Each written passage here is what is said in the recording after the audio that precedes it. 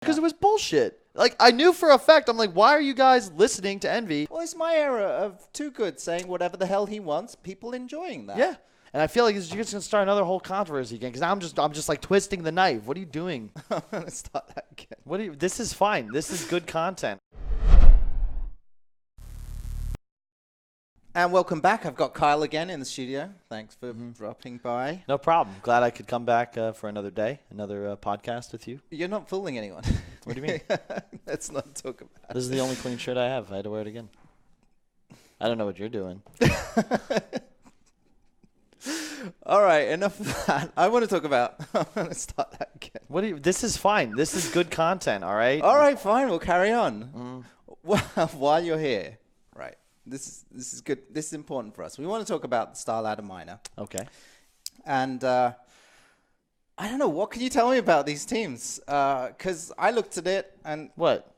Yeah, I'm prepared. All right, what is it with this cheat sheet over here? I'm not prepared. All right, well... All right, right. What do you want me to talk about? Who's the favorite? Storylines? What do I think of Kiev? Actually, why don't you run the show? I have no idea what I'm doing. All right. This is the problem. When I sit next to people who are actual professionals, Yes. I have no idea what I'm doing. You just like, Wow. I'm in awe of you guys. Why don't you run the show? Sure. Tell me. Well, hello, everyone. Kyle here. We're going to run you through the StarLadder Minor. Quick preview. What you want to look for, the teams that we want you to watch. And, of course, I'm joined here by my sidekick, Sujoy, who's going to provide both comic relief and a place for me to stay while I'm in England, which is very, very effective. Arguably the most useful thing you've done on this podcast. I think I should just stick to that and not speak. Now, on a serious note, it was the first time that we actually had a change in allocatment of the spots.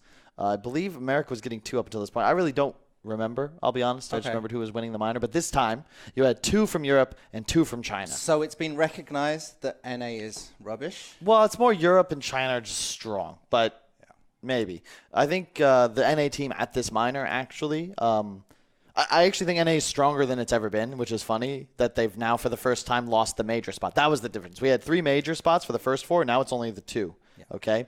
So you have forward and EG actually going to the LAN for the first time. Forward, I think, looking strong, back where they should be, making roster move. It doesn't matter. They're at the major. Wait, forward looking good. Honestly, I've been counting them out. They're better. They're better. They finally have like real Dota players. I've been telling someone to pick up CCNC for like 8 months. He might not, you look at him, he's not you don't see him as a TI winning superstar mid, right? But he doesn't have to be. He can be your DK player. You can't have 5 superstars. Secret proves this. And he's better than everyone else they were working with. He's just solid rock mid player, and I think he has a very good read on the game. Snaking as well, hardworking. They just have an actual team together for the first time, but they're not even at this tournament. Okay. So, complexity, they just dropped. Death left the team, and they were trying out Monkeys Forever. That didn't work out, and now they're playing with Tavo. Okay, because DC or Chaos moved to Europe. Tavo was kind of left hanging, and they've wanted to play with Tavo since last TI. He was part of an original pitch that they actually had in terms of new roster for this season. They've wanted him. He's like a fun guy, a lot of fun, and that's oxymoron. He's great, and he complements the team. His play style is hype. It's aggression. It's kill. It's unselfish, and it allows Zach to finally, I think, find a role. I'm a bit biased. Well, you know this team, but tell me, like, they're all from different places. Do they get on? Oh, yeah. I think this team gets on better. Yeah. Miracle from Singapore, Limp from Sweden, Tavo, Brazil, Zach from America, Adam from Malaysia, and even their coach Kips is Dutch. Yeah. So full multinational team that resides in Dallas, Texas with the complexity lads. Anyway, moving on. 2 European teams, probably our favorites coming into the event, Ninjas in Pajamas and Alliance. Both teams high expectations, high salaries that need to be justified, okay? They got to win. NIP is already qualified for TI, but it's Alliance. If they win this, and I believe... Quick question, though. High salaries. Do they get paid high salaries regardless of performance? Is it just because of the organization? Usually, you're going to get a baseline with bonuses and incentives tied into your performance. But the fact that it's NIP means you're wearing the NIP badge, you're getting paid well, probably? All these big events, people always complain. Dota salaries are lower than other games, but that's because we have like a different incentive structure. Right. It's like yeah, maybe we get paid less than Counter-Strike, but their majors are $1 million and our TI is going to be $30 million. So it's different motivating factors. Right. They're probably the teams to watch. Alliance has the most to play for. They need to win this minor, and I believe get top 6 at the major, and they qualify to TI. You don't want to play in the 1-slot European qualifier. You just don't.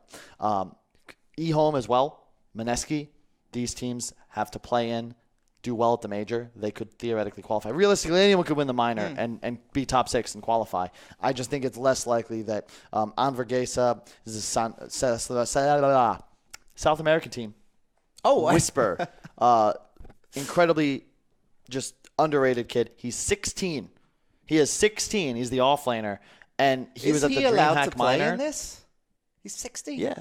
We're not having, what was it, the phase issue with they had like an 11-year-old kid on the roster, and then Twitch banned him. Now he's streaming on YouTube, and his mom's in the background because if you have parental supervision, it's illegal to stream. Okay. Don't you know? But he's not that young. He's allowed. No, he's not. He's fine.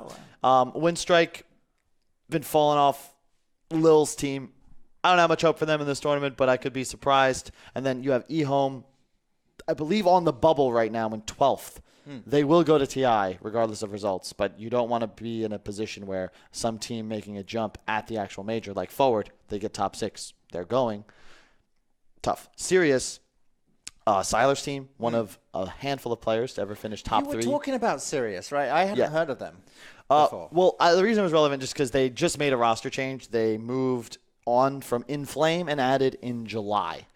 It's about 7 days before the minor, and there's a bit of like community, not pushback, but like again questioning, like, hey, is this okay that we can make roster changes? Tell me the story, because I didn't hear this, so I don't know if there's a controversy or if. Well, there isn't really because it's not it's just really not enough of a popularity in this team for it to really cause much of a storm. But it's just this question of, okay, if you qualify to an event, a DPC event, should you attend or not? Like, should there be some sort of rule in place that you go to events you qualify for? Is it the same kind of deal as Gunnar qualified for Paris and then? You hit me with this one. That was a special case. The reason I spoke out about that was because Gunnar's a personal friend.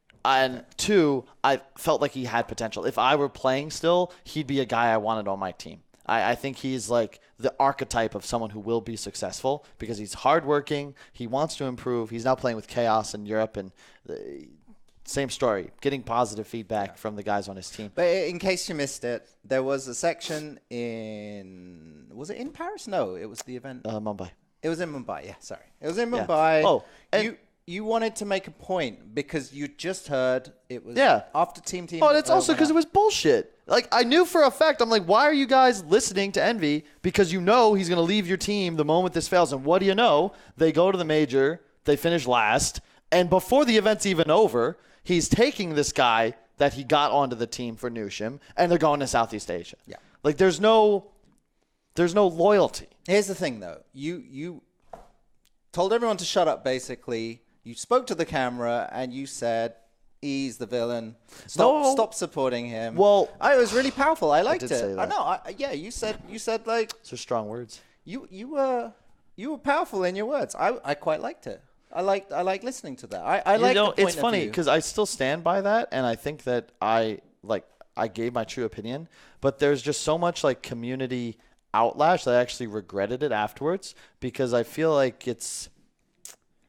Because, like, that's my fault, right? So even though I feel this way, when people start resorting to, like, effectively just saying really terrible shit all the time, that's, like, kind of on me, you know? I started that fire, and it's now, like, burning out of control, and I feel bad about that. I still think that, you know, it's still not right, and it's tough. It's tough. Okay. You know, I'm not used to this, okay? I'm a person that, like, it's weird that I'm the same person I've always been. I just say my opinion. It just so happens that sometimes it matters more and there's more people watching. I personally, I would rather hear your unfiltered opinion and then make up my own decision based on what you say. I don't need you to filter it for me. I'm a normal human being. I can say, Kyle thinks this. That doesn't make it true. Have you seen the internet? All right, but I prefer, today we're very filtered, right? You look at a show, it's very professional. No one wants to swear. No one wants to say anything too outrageous. Correct. So everything's filtered. But back in the day, and people didn't give a fuck. Well, it's my era of Too Good saying whatever the hell he wants. People enjoying that. Yeah. But I don't think you should change that. I think you should continue saying what you think. I do. Not what you want, what you think other people think you should say. But it's just tough because I don't want to cause pain. I feel like there's so much negativity and apathy and feelings of hopelessness present in today's culture, especially amongst the youth, that I would prefer to try and focus on the positive message. And that's what I'm going to change, or at least try to, which is hey, I feel strongly that this is wrong. And here is why, and here's how I feel like it should be done differently. Because I'll be honest, if you want to cut a player before any event, that's your prerogative. You want to do what it takes to win. But there's a right and a wrong way to do things. When I had to cut a lot of players in my career. And if they were in my house, I was going to talk to them. And I'd say it like I am talking to you right now. And if they weren't there, I'm talking to them on Skype. And because of that, even though you're going to hate me in the moment, I can still maintain at least some sort of professional respect, because you're a human being. I got to respect you like a human being, not just disappear, not just say here, let me text you. Do people break up with their girlfriends like that? They just ghost. You can't do that. It's not okay, and it's not how you should live your life. But I guess to wrap it up, someone wants to go to TI9. All right. So tell me about Sirius with your filtered opinion. Is it okay that they just replaced their offlaner within July? Why did they do it? Again, it's a specific. The whole other scenario was specific. Yeah. Gunnar worked so hard. He got kicked by Envy, joined another team. Envy joined that team and kicked Gunnar again after they qualified to the major. That's why it wasn't okay. Yeah. This, you work hard. This team is come out of... They're one of 5 teams in China to make it to a DPC event, have not had success almost all year. If your offlaner is underperforming, well, you gotta make the play. And that's where I guess it feels like I come off a bit hypocritical, right? But it's not about, it's almost the intent more so than the action. The actions may be the same, but it does not mean that they are equal. And I feel like you're just going to start another whole controversy again, because now I'm just twisting the knife. What are you doing? Okay. What have you done? I know you spoke from an emotional point of view. That's okay. That's okay. That's fine. I'm rooting for Sirius. They've got Sylar. He's an old school player. I feel like a personal connection to these old school players who hang around and probably have no business being there. He's still very good. Is he is still good? Very good. You look at players like Puppy. How in the hell? It's unreal to expect someone to stay on top of an event, of a game this competitive for as long as they have. The fact that he's still competing at the level, let alone if he's top 5 in China, let alone the world, that's commendable. And I hope that he performs well. I think he's been doing well. The problem is his heroes have kind of fallen out of favor. His play style doesn't really work anymore. But he is one of the most aggressive Chinese carries, and I hope that he doubles down on that and they perform well. But really, this is a stacked field for a minor. This is going to be tough for anyone to win, especially against squads like NIP, like Alliance. There's teams like Complexity and Mineski that are on the rise, right? You got to compete against the staples, and then the other teams like the dark horses from regions that are maybe discounted, or teams that are discounted. It's no small feat. All right, well then, quickly tell me who's the favorite, who's the dark horse?